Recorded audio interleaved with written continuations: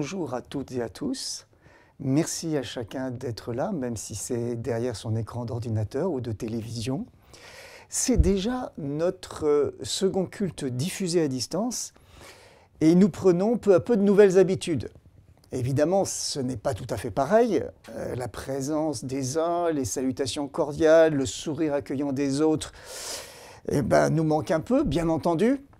Et d'ailleurs, cela met en évidence le fait que la présence visible de chacun au culte est déjà en soi un encouragement pour la foi.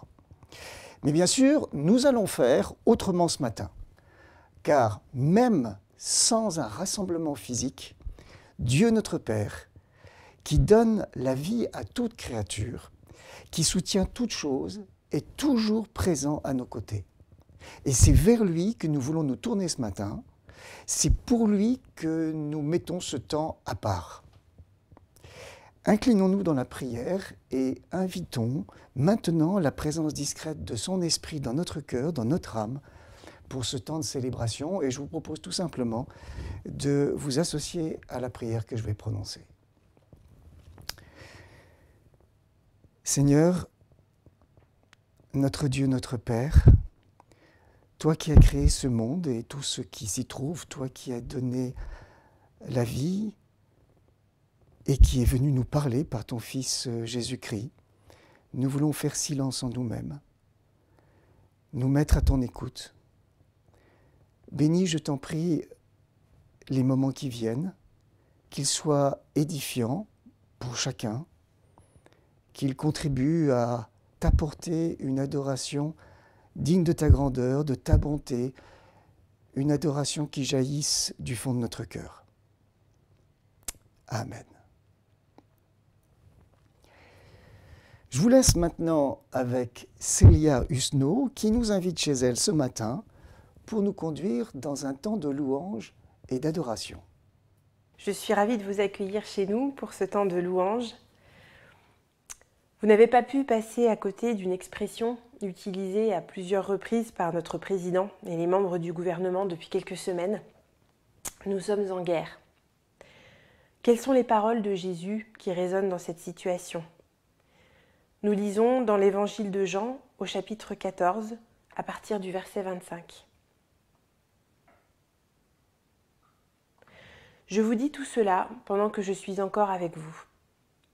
Mais le défenseur, le Saint-Esprit que le Père enverra en mon nom, vous enseignera toutes choses et vous rappellera tout ce que je vous ai dit moi-même. Je pars, mais je vous laisse la paix.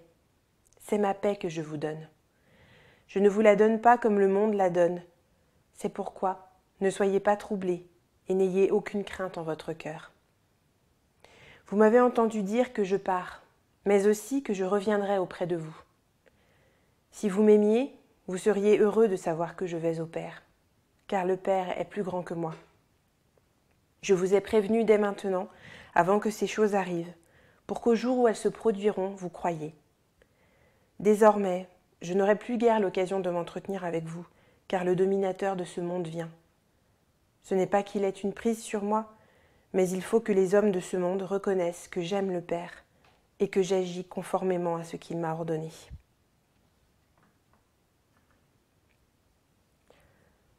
Comme le dominateur du monde n'a pas de prise sur Jésus-Christ, les craintes du monde n'ont pas de prise sur nous.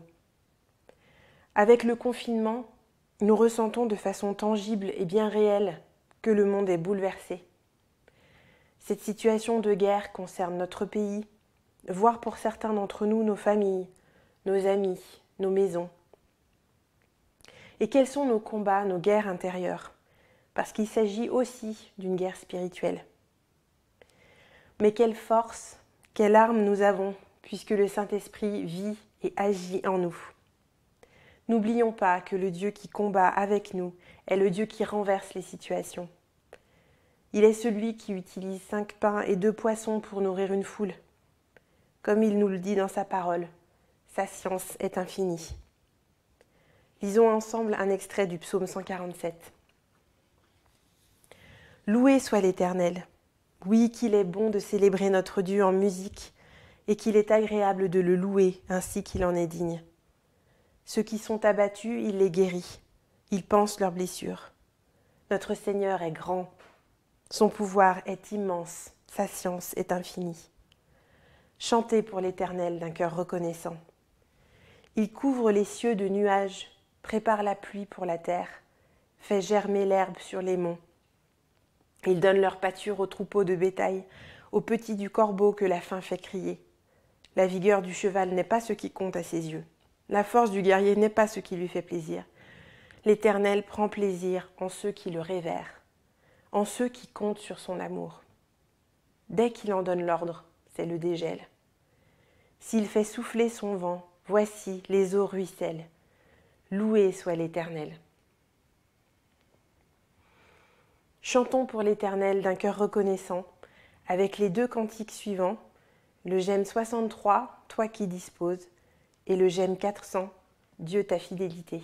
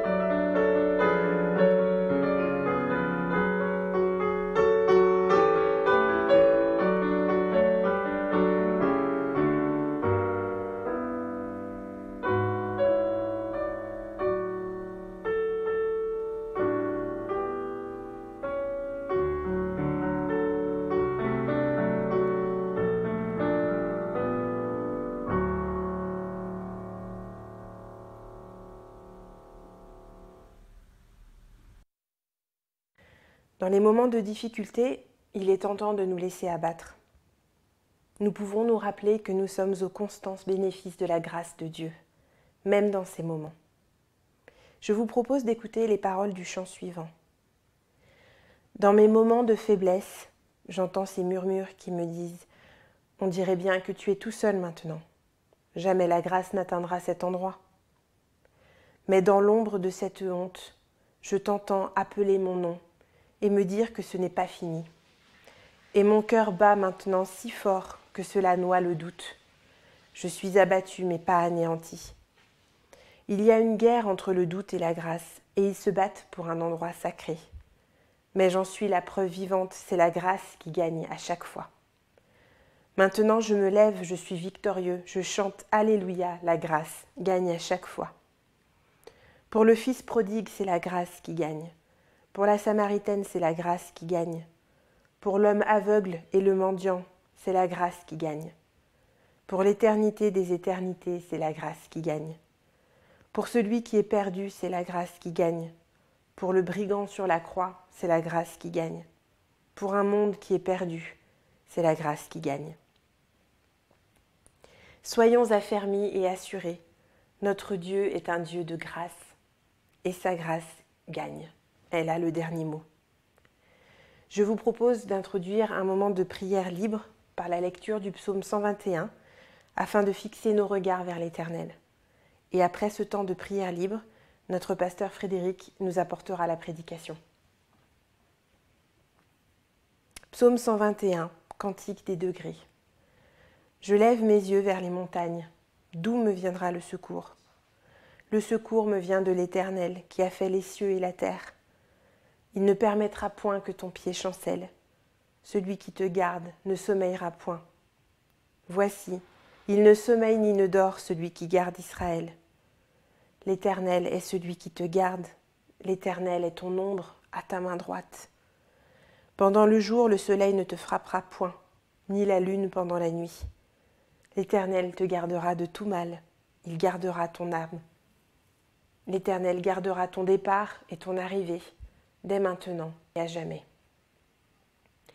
Prions à présent ensemble et que le Seigneur dispose nos cœurs à l'écoute de la parole qui nous sera apportée ce matin par Frédéric.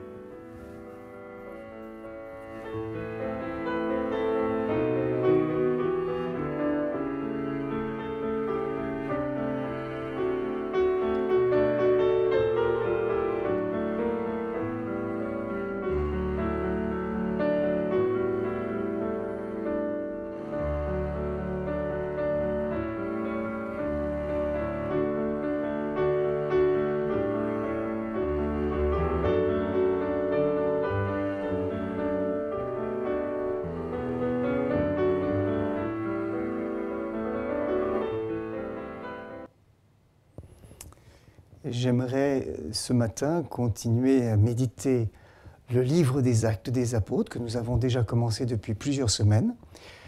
Compte tenu de la gravité de l'épidémie de coronavirus, quelques-uns pourraient se demander s'il n'aurait pas été plus pertinent de prendre un thème comme la maladie par exemple, ou encore mieux la guérison, ou la puissance de la prière.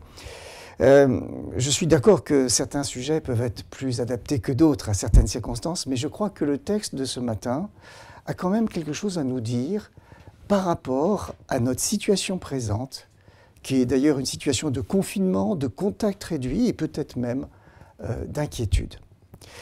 Je vous invite donc à lire avec moi le début du chapitre 3 du livre des Actes. Chapitre 3 du livre des Actes, du verset 1 à 11.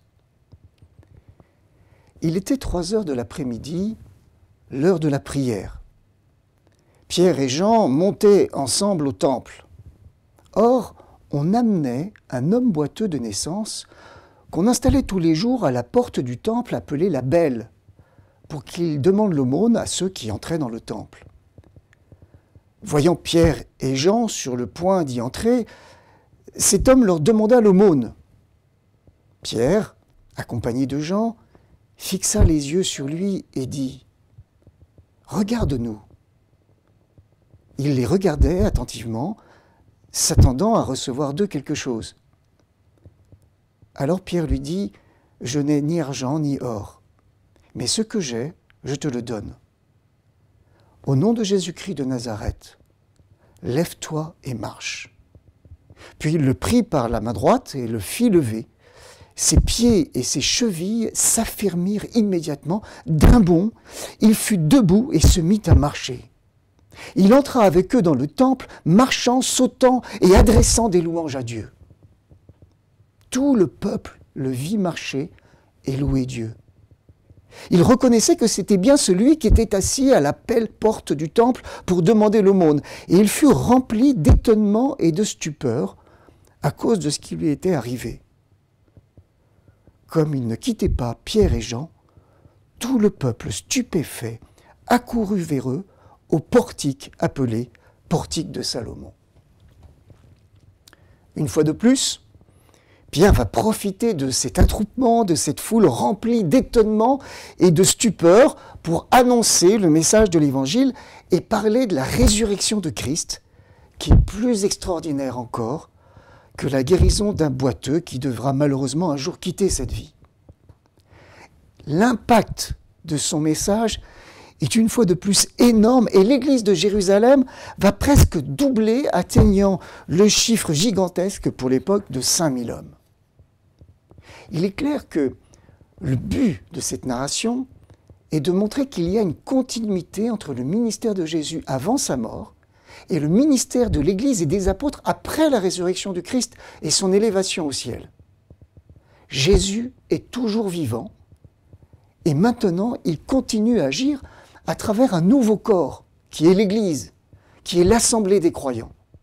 Et il continue à parler au travers de ses envoyés que sont les apôtres, qui d'ailleurs nous parlent encore aujourd'hui par les Écritures saintes.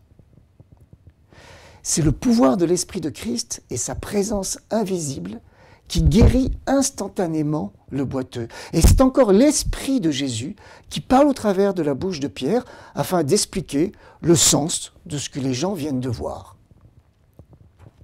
Jésus n'est pas mort, mais toujours vivant, toujours agissant, toujours aussi puissant.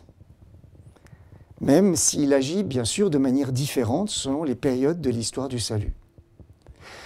Mais j'aimerais ce matin m'attacher dans cette histoire à quelques éléments de détail qui touchent à la relation et à l'échange entre les apôtres et l'homme boiteux. Ce texte nous raconte l'histoire d'un juif né avec un terrible handicap de naissance, au point que cela l'empêchait de se déplacer seul, même lentement. Il fallait le porter jusqu'au lieu où il faisait l'aumône. Ce n'était pas une petite claudication légère, mais quelque chose de vraiment sérieux. Cet homme était sans doute croyant, comme beaucoup de ceux qui franchissaient la porte du temple de Jérusalem, mais probablement, il n'attendait plus grand-chose de la vie, ni même de Dieu. Après 40 ans de prière, sans changement, sans exaucement, il était sans doute entré dans une sorte de mode survie, n'espérant rien de plus que les quelques pièces nécessaires à sa nourriture quotidienne. Les jours devaient tous se ressembler et se confondre, et les centaines de pèlerins qui passaient devant lui aussi. Vraisemblablement, cet homme s'était retranché dans une forme d'indifférence pour mieux supporter le regard des passants qui scrutaient sa misère. Ne pas parler, ne pas trop faire confiance, ne rien ressentir. Il se contentait de tendre la main ou de tendre son écuelle. Et c'est sans doute pour cela que lorsque les apôtres Pierre et Jean passent devant cet homme, ils lui demandent de lever les yeux. « Regarde-nous », disent-ils au verset 4. Les apôtres ne veulent pas lui offrir une sorte de charité mécanique, mais vivre avec lui une vraie rencontre. comme avec toute personne qui compte aux yeux de Dieu. Et ce regard de nous des deux apôtres est la toute première chose qui m'a touché dans ce passage. Il y a là le désir d'une relation personnelle. La seconde chose qui m'a interpellé dans cette narration est le décalage manifeste entre l'attente du boiteux et le don que voulaient lui accorder les apôtres de la part de Dieu. On peut relire à ce propos les versets 5 et 7. Il les regardait attentivement, s'attendant à recevoir d'eux quelque chose. Alors Pierre lui dit « Je n'ai ni argent, ni or, mais ce que j'ai, je te le donne. Au nom de Jésus-Christ de Nazareth, lève-toi et marche. » Puis il le prit par la main droite et le fit lever. Ses pieds et ses chevilles s'affermirent immédiatement. Le boiteux s'attendait à une obole, rien de plus. Mais Pierre et Jean voulaient lui donner quelque chose de meilleur encore, quelque chose capable de faire disparaître les causes même de sa mendicité et de sa tristesse intérieure. En réalité, je suis presque sûr que Pierre et Jean auraient pu avoir de l'argent et lui jeter quelques pièces s'il l'avait vraiment voulu. Mais ils n'ont pas pris cette peine, car ils voulaient accorder à cet homme un bien plus précieux, plus fondamental, qui aille directement à la racine de son problème. Mais que lui, le boiteux, n'imaginait même pas possible et n'osait pas envisager.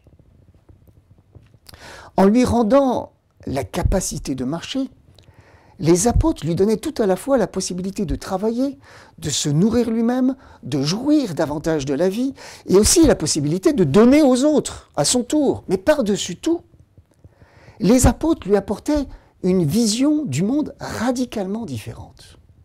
Un monde où Dieu n'est pas indifférent à notre situation, mais s'intéresse à nous. Et donc, bien au-delà du miracle lui-même et du signe d'amour et de la compassion de Dieu dont ce texte nous parle, il y a un double décalage qui a attiré mon attention. Il y a tout d'abord le décalage entre les attentes très limitées du boiteux et ce que les apôtres voulaient lui donner de la part de Dieu. Et puis, il y a un décalage touchant à leur relation. Le boiteux ne cherchait pas vraiment de relation avec ses donateurs. Les apôtres, en revanche, cherchaient un vrai contact personnel avec celui qu'ils voulaient bénir. Il faut bien sûr être prudent quand on transpose une histoire singulière de la Bible à notre propre vie. Il ne faut pas abusivement généraliser et allégoriser sans discernement.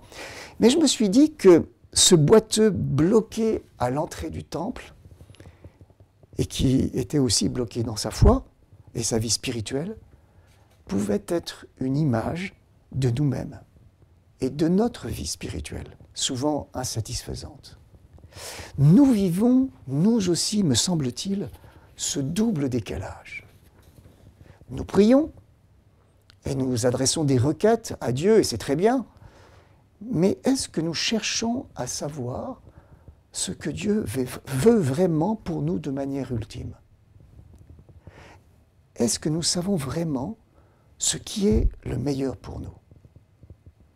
Il me semble que souvent nous sommes plus disposés à réclamer une petite pièce à Dieu pour continuer à vivre, à avancer, à espérer, qu'à chercher la bénédiction ample que Dieu voudrait peut-être nous offrir. Je ne sais pas quelles sont vos requêtes aujourd'hui. Probablement, comme nous tous, la fin de cette épidémie, peut-être même la guérison d'un parent malade, la reprise de votre activité, ou de façon plus pragmatique, le retour de vos enfants à l'école. Ce sont certes nos enfants chéris, mais parfois des chéris un peu bruyants, exigeants et fatigants. Toutes ces choses sont bonnes. Mais est-ce vraiment ce que Dieu veut pour nous? Entraînés dans le tourbillon qu'impose notre société, nous partons souvent au plus pressé et nous nous fixons des sous-objectifs court terme qui relèvent du faire, de l'agir, y compris dans le domaine spirituel. Aller au culte, participer à telle étude, à telle formation, m'engager dans tel service. Toutes ces activités sont parfaitement honorables. Ce n'est pas moi qui vais dire le contraire. mais elles ne sont pas forcément ce que Dieu aimerait nous donner de façon ultime. Il peut y avoir un décalage entre nos désirs, y compris les plus spirituels, et ce que Dieu voudrait nous accorder. Arrêtez et sachez que je suis Dieu. C'est un verset qui nous a été rappelé récemment par Sylvain Guiton. C'est un verset tiré du psaume 46 qui nous dit aussi « Des nations s'agitent, des royaumes s'ébranlent, Dieu fait entendre sa voix. La terre se fond d'épouvante. Arrêtez et sachez que je suis Dieu. Je domine sur les nations, je domine sur la terre. » Savons-nous nous arrêter et écouter ce que Dieu veut nous dire et nous donner, ou bien est-ce que nous craignons de connaître sa volonté au cas où elle serait trop différente de la nôtre? Est-ce que nous croyons que ce que Dieu veut est vraiment, c'est le petit mot vraiment qui est important, vraiment meilleur que ce que nous voulons nous-mêmes? Et puis, à propos de cette relation personnelle esquissée par les apôtres en direction de l'homme boiteux, je me dis souvent que nous n'aspirons pas à avoir une relation avec notre Créateur. En tout cas, beaucoup moins que ce que nous prétendons. Et par la voix des apôtres, j'ai l'impression que Dieu me dit souvent « Regarde-moi, tourne les yeux vers moi, un peu plus que ces quelques minutes que tu m'accordes de temps en temps dans ton emploi du temps surchargé. Arrête le flot incessant de tes préoccupations, de tes pensées, et cherche ma présence. Car moi, je cherche ton cœur, et je ne le trouve que rarement. » Le prophète Michée a écrit 700 ans avant Jésus-Christ « Avec quoi me présenterai-je devant l'Éternel pour m'humilier devant le Dieu très haut ? L'Éternel agréera-t-il des milliers de béliers, des myriades de torrents d'huile ?» Verset 8. « On t'a fait connaître, ô homme, ce qui est bien. Et ce que l'Éternel demande de toi, c'est que tu pratiques la justice, que tu aimes la miséricorde et que tu marches humblement avec ton Dieu. » Et la dernière portion de phrase souligne là un désir important de Dieu, que tu marches humblement avec ton Dieu. Dieu cherche une relation avec nous.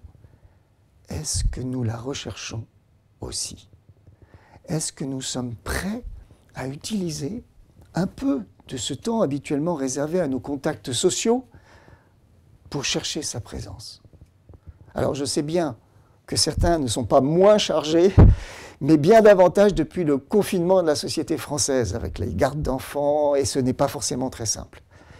Mais je maintiens malgré tout ma question. Est-ce que je cherche vraiment une relation avec Dieu? En ce qui me concerne, je confesse que je ne le cherche pas autant que je le devrais. J'aime lire ma Bible, certes, mais j'ai moins de plaisir à prier, à faire silence, à écouter ce que Dieu veut me dire. C'est pas bien ce que je dis, je le sais, mais c'est moins gratifiant, cela manque d'action, de mon point de vue. Parfois, Dieu me parle durant ces temps d'écoute, mais parfois non. Et il m'est arrivé d'être déçu parce que rien ne s'était vraiment passé dans ce temps de recueillement. Mais voyez-vous, on ne s'approche pas de Dieu comme on s'approche de ses semblables. Dieu n'est pas un bon copain cosmique. Il est différent de nous, infiniment plus grand que nous. C'est à nous de faire silence. C'est à nous de nous astreindre aux conditions d'une rencontre avec lui et non le contraire. Dieu est vivant, il ne se soumet pas à nos conditions ni à notre contrôle. Il a tous les attributs d'une vraie personne, libre, intelligente et parfois même imprévisible pour notre esprit limité. Et en même temps, relationnel, émotionnel, capable de coopérer ou non avec les autres. Et si parfois nous n'avons rien ressenti dans notre temps de prière, ce n'est pas grave, car lui sait que nous avons cherché à le rencontrer et à lui plaire. Et cela réjouit son cœur de père. Sans doute Avez-vous entendu parler de cet enfant sauvage qui avait été retrouvé dans l'Aveyron à la fin du XVIIIe siècle? Cette histoire a montré les limites du développement d'un homme en dehors de toute société humaine. Nous avons clairement besoin de nos semblables pour devenir pleinement humains. Mais c'est aussi la même chose sur un plan spirituel.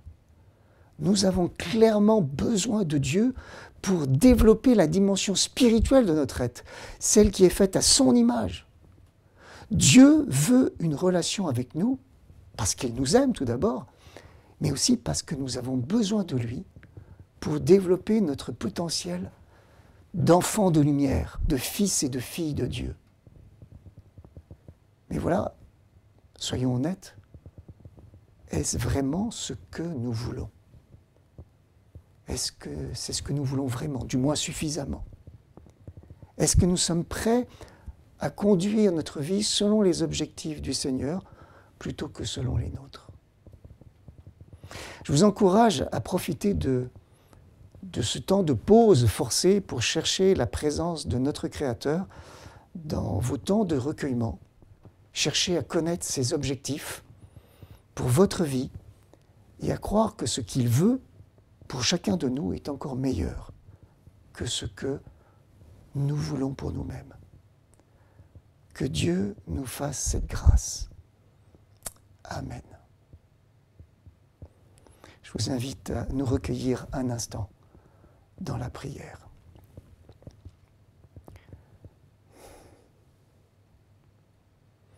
Seigneur, notre Dieu, notre Père,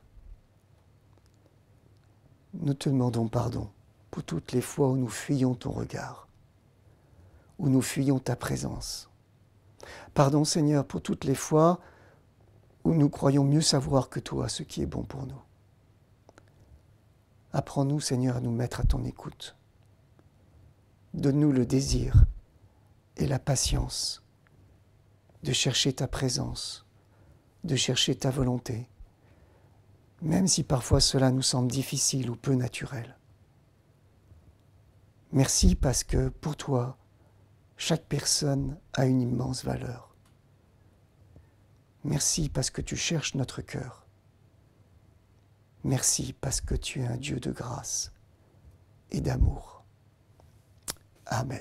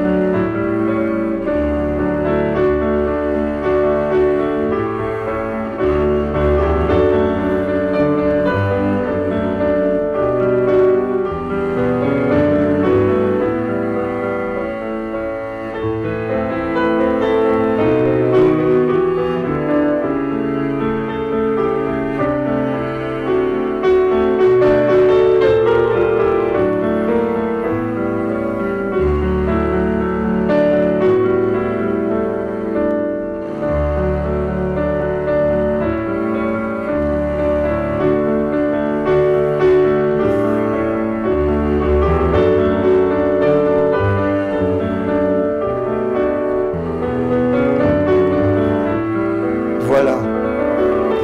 Même si nous sommes à distance les uns des autres, et même s'il n'y a plus de rencontres physiques jusqu'à nouvel ordre, il y a malgré tout des annonces à faire, des annonces justement destinées à mieux communiquer, à continuer de communiquer entre nous et à conserver le lien fraternel. Tout d'abord, j'aimerais vraiment vous encourager à vous inscrire à la lettre de nouvelles de l'Église. C'est la façon la plus rapide et la plus efficace de savoir ce qui s'organise dans l'Église. Je vous rappelle comment faire en quelques mots. Il vous suffit d'aller sur le site internet de l'Église, eel-lyon.org, et de déplacer votre souris sur le bandeau noir en haut, sur l'inscription « Membres et amis ». Et un menu déroulant, un petit menu déroulant blanc apparaît sur le site internet, et dans la première rubrique, tout en haut, se trouve un titre intitulé « Abonnement newsletter ». Si vous cliquez dessus, une page d'inscription apparaît et il vous suffit de mettre votre nom, votre adresse mail, et c'est fait. Et si vous ne savez pas très bien comment faire, envoyez un petit mot à Benoît Odéou qui se fera un plaisir de vous répondre. Seconde adresse à connaître, une adresse internet, encore une fois, pas physique bien sûr, est celle où nous déposons toutes les vidéos enregistrées dans le cadre de l'Église au cours de cette période de confinement. Vous pouvez y retrouver bien sûr les cultes enregistrés les semaines précédentes et aussi les vidéos introduisant des études bibliques proposées par vos pasteurs. C'est nouveau et vous avez dû recevoir la toute première préparée par Sylvain jeudi dernier. Comment y aller? Il faut se rendre sur le site de YouTube qui regroupe un très grand nombre de vidéos venant du monde entier et écrire dans le bandeau de recherche du site les mots magiques EEL Lyon et vous allez tomber sur notre chaîne YouTube, celle de l'Église, que vous reconnaîtrez à son logo et à sa croix verte et noire. Et oui, l'Église a maintenant une chaîne dédiée rien que pour elle.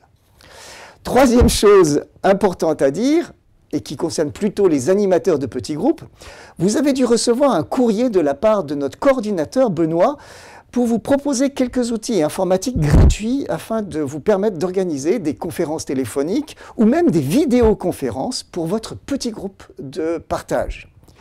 Et cela va être très important si vous voulez discuter dans votre petit groupe du texte biblique de la prédication ou si vous voulez partager autour des questions posées dans le cadre de l'étude biblique qui sera mise en ligne le jeudi. Vous pouvez retrouver d'ailleurs les questions d'animation toujours dans le blog des pasteurs qui se trouve sur le site internet de l'Église. C'est ce carré orange en bas au centre de l'écran. Voilà, sur le site internet. Enfin, quatrième et dernière information, un petit groupe de personnes de notre Église a eu à cœur de contacter les personnes un peu isolées ou qui passent peut-être par des difficultés pour prendre de leurs nouvelles.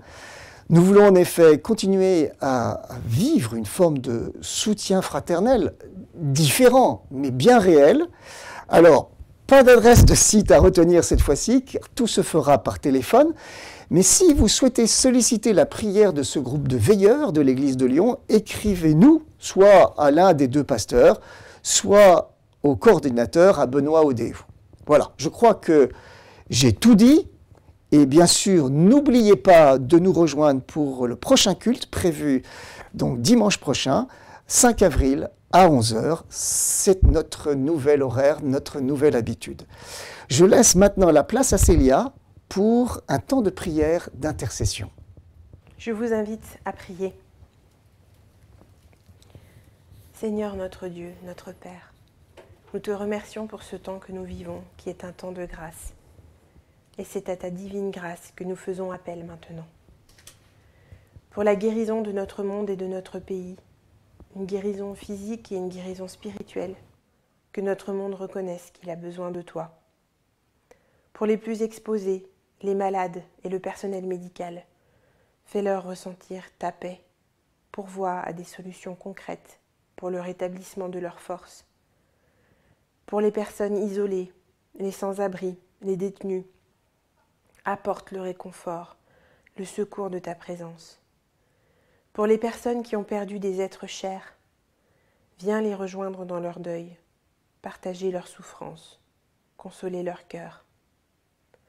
Pour les autorités et ceux qui nous gouvernent, remplis-les de ta sagesse, entoure-les de personnes de foi, révèle-toi à eux, conduis leurs décisions.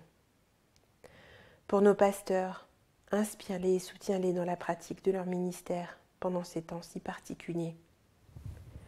Pour les personnes confinées, pour ceux qui ne peuvent pas travailler, rassure-les, pourvois à de nouveaux contacts, de nouvelles ressources. C'est au nom de Jésus-Christ et par le pouvoir de son sacrifice que nous te prions. Amen. Pour terminer ce culte, j'aimerais vous laisser cette parole écrite par l'apôtre Pierre dans sa première épître. « Béni soit Dieu, le Père de notre Seigneur Jésus-Christ. Conformément à sa grande bonté, il nous a fait naître de nouveau à travers la résurrection de Jésus-Christ pour une espérance vivante, pour un héritage qui ne peut ni se détruire, ni se souiller, ni perdre son éclat. C'est là ce qui fait votre joie, même si maintenant, puisqu'il le faut, vous êtes pour un peu de temps attristés par diverses épreuves. Ainsi, la valeur éprouvée de votre foi aura pour résultat la louange, la gloire et l'honneur lorsque Jésus-Christ apparaîtra. Que la grâce du Seigneur Jésus-Christ, l'amour de Dieu et la communion du Saint-Esprit soient avec vous tous. Amen. Que Dieu vous accompagne et vous protège dans toutes vos activités familiales ou professionnelles, physiques ou virtuelles. Bon dimanche à chacun et chacune.